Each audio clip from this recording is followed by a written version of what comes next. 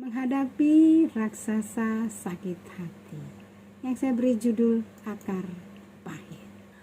Mazmur 34 ayat 19. Tuhan itu dekat kepada orang-orang yang patah hati dan Ia menyelamatkan orang-orang yang remuk jiwanya. Sakit hati itu identik dengan luka batin, kecewa, patah hati.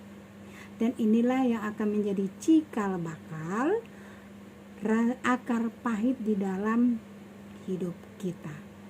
Kebanyakan orang yang mengalami kepahitan hidup pada masa lalu akan mempengaruhi karakter dan emosi jiwa mereka.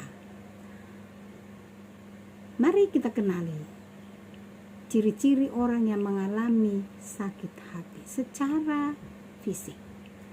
Tatapan hampa atau kosong, wajahnya murung, susah senyum, sesak di dada, tak bergairah hidup, bibir kering, gangguan lambung, sering berurai air mata.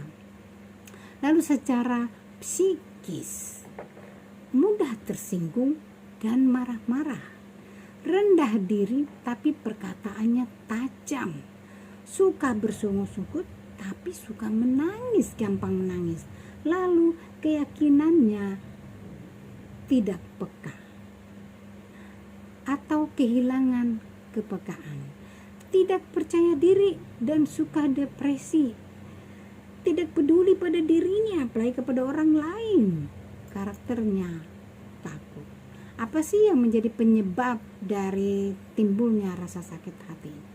Pengalaman buruk yang ditanggapi dengan dingin, ditanggapi dengan negatif, sehingga memunculkan akar pahit di hati.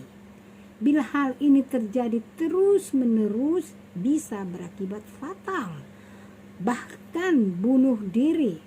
Dan ada banyak hal-hal yang tak akan terlupakan seumur hidup, yaitu pengalaman buruk masa lalu, penolakan masa kanak-kanak, saat dikecewakan, saat dicerai, diputus cinta, diabaikan, dan diberikan ketidakadilan, atau ditolak, dicuekin, dikhianati, disakiti, bahkan disiksa, dibuli secara fisik dan psikis. Oleh siapa?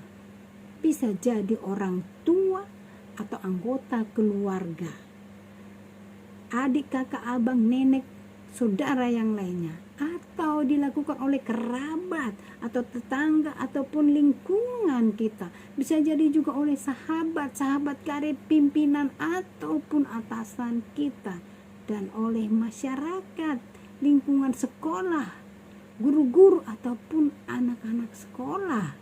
Lalu bisa jadi juga dilakukan oleh kekasih atau istri atau suami kita. Lalu bagaimana cara melenyapkan akar pahit di dalam hati? Beberapa tips agar dapat pulih. Move on. 1. Ambillah keputusan untuk menghentikan rasa sakit hati itu. Kasihilah Allah. Ingat kasih Tuhan. Mengasihi musuh. Yang kedua, perspektifkan unsur masalahmu, yaitu buat tulisan semua kesedihanmu, semua yang kamu rasakan, tuangkan semua di dalam kertas, atau kalau perlu curhatlah kepada seorang teman asal bisa dipercaya. Lalu introspeksi diri dari luar dan dalam, jangan tertutup, jangan bohongi diri, akui masalahmu, tetap kepada orang yang bisa dipercaya, menyimpan rahasia. Lalu memaafkan dan melupakan. Jangan menyalahkan diri, jangan menyalahkan orang lain, tetap positive thinking. Lalu yang kelima, doa yang sungguh-sungguh, mintalah kuasa lewat doa. Jagalah hatimu. Amsal 2 ayat 23. Hidup ini adalah tantangan. Tanpa tantangan, hidup ini serasa mati. Hidup ini bukan untuk membalas yang buruk dengan yang buruk. Tuhan memberikan 1 lidah dan memberikan 2 telinga. Untuk apa? Supaya kita lebih banyak mendengar. Setiap peristiwa yang kita alami jadikanlah untuk membakar semangat. Dan pada akhirnya kesabaran kita untuk menghadapi rasa sakit hati akan berbuah manis dan kesuksesan.